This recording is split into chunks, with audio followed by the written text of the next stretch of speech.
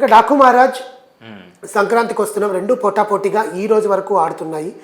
కానీ నేను ఇందులో విన్నర్ డాకు మహారాజ్ అని చెప్తాను, రన్నర్ సంక్రాంతికి వస్తున్నామనే చెప్తాను. ఎందుకంటే బాలకృష్ణ గారి సినిమా సంక్రాంతి బరిలో ఎప్పుడు ఉంటుంది, ఆయన ఎప్పుడు తగ్గడు. నెక్స్ట్ 4 సినిమాలు వరుసగా హిట్. అఖండ, వీరసింహారెడ్డి, భగవత్ కేసరి, నేరకొండ భగవత్ కేసరి అండ్ డాకు మహారాజ్. ఈ పరిధిలో బాలకృష్ణ గారు ఎక్కడ తగ్గలేదు. కథ రొటీన్గా ఉంది, కథ మరీ వైలెన్స్ ఎక్కువైపోయింది, మరీ రక్తపాతం ఎక్కువైపోయింది, మరీ అంత చంపుడు ఎందుకు చూపించాలని చాలామంది వర్గాలు, ప్రజలు, ప్రేక్షకులు, విమర్శకులు మాట్లాడారు. మాస్ సినిమాని కోరుకునే వాళ్ళకి అవే కదా కావాలి. దట్టు బాలకృష్ణ గారు అంటే లౌడ్ వాయిస్, భారీ వన్ లైనర్స్, లౌడ్ మ్యూజిక్ ఉండే అనుకునే దాట్ ఇక్కడ లౌడ్ వాయిస్ ఏం లేదే. ఒక సెటిల్ డౌన్, ఒక ఆఫీసర్ పాత్రలో, ఒక ఇరిగేషన్ డిపార్ట్మెంట్కి సంబంధించిన ఒక ఆఫీసర్ పాత్రలో నటించింది ఎంతవరకు జనాలకి తగిలిందని మనం చూడాలిగా. దట్లు ఉన్నాయి.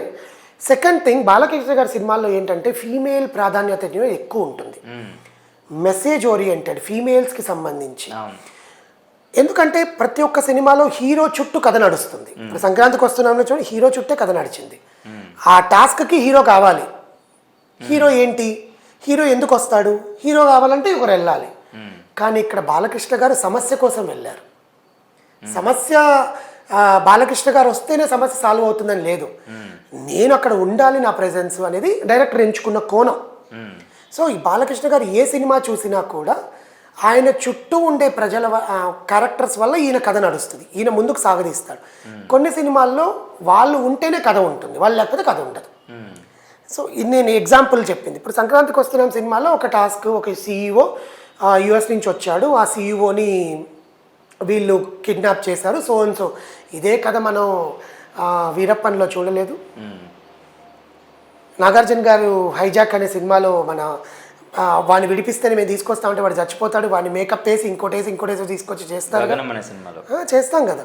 ఇలాంటివి మనం చూసే ఉన్నాం కదా. అంటే ఇది కూడా లేదు అని కాదు, 100 ఏళ్ల తెలుగు సినిమాలో ఏదో ఒక తెలుగు సినిమాకి ఇది పోలికే. స్క్రీన్ ప్లే అనేది డిఫరెంట్. ఇక్కడ అనిల్ రావిపూడి గారి దగ్గర నేను ఇష్టపడింది ఏంటంటే, నవ్వించడం అనేది చాలా కష్టమైన కళ. అవతలోడు నువ్వు నవ్విస్తున్నావు అంటే అది గెలిచినట్టే. It's a very high task. Okay, అందుకే మరో బ్రహ్మానందం రాలా, అందుకే మరో MS నారాయణ రాలా, అందుకే మరో ధర్మవరపు సుబ్రహ్మణ్యం రాలా. వాళ్ళంతటి వాళ్ళే ఉన్నారు. వెన్నెల కిషోర్ రానివ్వండి, సునీల్ గారు రానివ్వండి, ఇంకెవరైనా రానివ్వండి, కానీ వాళ్ళ స్థానం వాళ్ళకే. మరో అలీ గారు రాలా. వాళ్ళ స్టేజ్ మీద ఉంటేనే మనం నవ్వేస్తాం, వాళ్ళ ఫేస్ ఎక్స్ప్రెషన్తో మనం నమ్ముతాం. అలాంటిది 2.5 hours ప్రజల్ని నవ్వించుకుంటూ, అది కూడా ఒక హీరో పాత్రధారిగా వెంకటేష్ని ఫుల్ అండ్ కామెడీ యాంగిల్ని చూపించడం అనేది ఇట్స్ కత్తి మీద సామది. అలాంటిది ఆయన F2, F3 దీంతో ప్రూవ్ చేసుకున్నారు. కానీ నేను రన్నరప్గా ఎందుకు అంటాను అంటే, బాలకృష్ణ గారి స్క్రీన్ ప్లే, ఎందుకంటే కథ మనకు ప్రెడిక్షన్ అనేది తెలిసిపోతుంది. సంక్రాంతికి వస్తున్నాంలో వెంకటేష్ గారి దగ్గరికి మీనాక్షి చౌదరి వచ్చింది, తీసుకుని వెళ్ళే దారిలో వాడు చచ్చిపోతాడు, వాడు కరెక్ట్గా విలన్ కొండ దగ్గర ఉండడం, ఈమె అప్పటికప్పటికి ఇంత ముద్దలు కలిపి పెట్టడం, అది పిలిచి కూడా పెట్టచ్చు అక్కడ, కరెక్ట్గా అక్కడికే వెళ్ళి ముద్ద పెడితే ఇట్లా, ఇవన్నీ మనం ప్రెడిక్షన్ చేసుకునేవి. కానీ డాకు మహారాజ్లో ప్రెడిక్షన్ లేదు. ఎందుకు లేదు ప్రెడిక్షన్ అంటే, ఆ పాప అప్పటిదాకా ఆయన కూతురని అనుకున్నాం. ప్రజ్ఞా జైస్వాల్ని సగంతో ఎండ్ చేసేస్తారు అంటే, ప్రజ్ఞా జైస్వాల్ ఎట్లా చనిపోయింది, ఆ బిడ్డనే ఆ కూతురేమో కూతురు కోసం వచ్చాడని ఇప్పుడు అందరూ చూసేశారు కాబట్టి నేను స్టోరీ చెప్తున్నాను. జనరల్గా వచ్చి రిలీజ్ అయ్యి ఒక 10 రోజులు అవుతుంది కాబట్టి. కానీ అక్కడ క్లైమాక్స్ వరకు అది విలన్ కూతురని తెలియదు, ఆ చెల్లెల సెంటిమెంట్ అర్థమవుతుంది. 4 హీరోయిన్స్కి ప్రాధాన్యత, ఇక్కడ ప్రాధాన్యత ఉంది, అందరు ఆర్టిస్ట్కి ప్రాధాన్యత ఉంది. కానీ ప్రెడిక్షన్ చేస్తున్నాం కాబట్టి నేను దానికి రన్నరప్ ఇచ్చి డాకు మహారాజ్ని విన్నర్గా అనుకుంటున్నాను. అది నా పర్సెప్షన్. కానీ 3 సినిమాల పరంగా 3 వైవిధ్యభరితంగానే ఉన్నాయండి. 3 థియేటర్కి వెళ్ళి చూడొచ్చు. OTTలో పైరసీలో చూసే కన్నా కూడా థియేటర్కి వెళ్ళి డబ్బులు పెడితే ప్రొడ్యూసర్ బతుకుతాడు కాబట్టి మనం సినిమాలు మంచి వస్తాయి. ప్రొడ్యూసర్ మునిగిపోయిన తర్వాత ఇంకా అసలు సినిమాలు పెద్ద హీరోలు చేయడానికి సినిమాలకి ప్రొడ్యూసరే లేకపోతే ఇంకా సినిమాలు ఎట్ల నుంచి వస్తాయి బయటికి? కరెక్టే కదా. సో 3 సినిమాలు వైవిధ్యభరితంగా బాగానే ఉన్నాయి. 3 సంక్రాంతి బరిలో ఏ స్థానం దక్కించుకోవాలో అది దక్కించుకుంది, డిపెండ్స్ అపాన్ వసూళ్ళు. కానీ హిట్ 2 గేమ్ చేంజర్ని పక్కన పెడితే ఈ 2 డాకు మహారాజ్ అని సంక్రాంతికి వస్తున్నాము, గేమ్ చేంజర్ని పక్కన మనమే పెట్టేలాగా చేసుకున్నాం, లేకపోతే అది కూడా బరిలోనే ఉండేది. ఇప్పుడు నెగిటివిటీ ట్రోల్స్ లేకపోతే, ఎందుకంటే ఒక సినిమాకి గ్యాప్ ఇచ్చే రిలీజ్ అయ్యింది. 10వ తారీఖు గేమ్ చేంజర్, 11 గ్యాప్, 12 భగవత్ కేసరి మన డాకు మహారాజ్, 12 డాకు మహారాజ్ రిలీజ్ అయింది, 13 గ్యాప్, 14కి సంక్రాంతి వస్తున్నాం. ఎందుకు ప్రొడ్యూసర్లు కూడా ఇలా ఆలోచించారు? ఒక రోజులో మనకు రావాల్సిన కలెక్షన్లు వస్తాయి, వెంటనే సినిమాలు రిలీజ్ అయితే ఎవడు ఏ సినిమాకి వెళ్ళాలో తెలియదు కదా.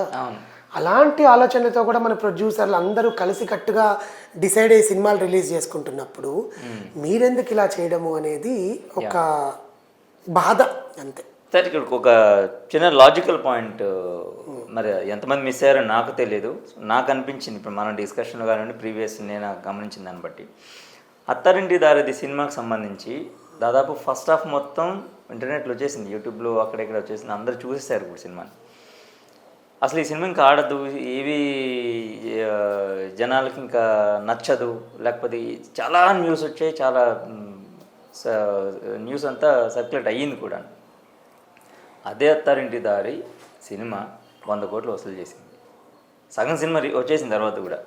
సో ఇక్కడ మనకి గేమ్ చేంజర్ విషయంలో జరగల.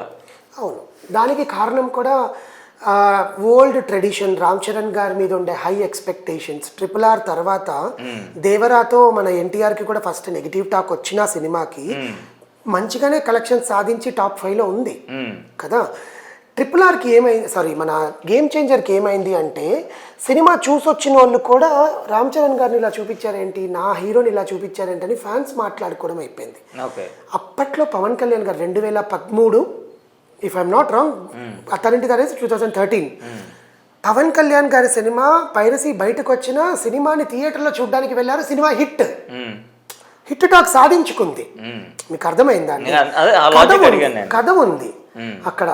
ఇక్కడ ఏమైపోయింది అంటే, జనాలకు ఒక ఎంటర్టైన్మెంట్, మన సినిమా చూడడానికి వెళ్ళే దేనికి, ఎంటర్టైన్మెంట్ కోసం 2.5 hours సినిమాని థియేటర్లో కూర్చోబెట్టేశాడు మాటల మాంత్రికుడు త్రివిక్రమ్. శంకర్ సినిమాని ఎక్స్పెక్ట్ చేసి హై ఎక్స్పెక్టేషన్స్, రామ్ చరణ్ గారి ఎక్స్పెక్టేషన్స్, ఇంత నెగిటివిటీ మధ్య సినిమా బాగలేదు అనే టాక్ కూడా బయటకు వచ్చింది. అలాంటప్పుడు చూడడానికి ఇష్టపడరు కదా. మీకు అర్థమవుతుందండి, ఫ్యాన్స్ పోవట్లేదు. కథ ఎంత పైరసీ బయటకు వచ్చినా కూడా ఫ్యాన్సే మొహం చాటేస్తుంటే ఇంక సినిమా ఎవరు చూస్తారు?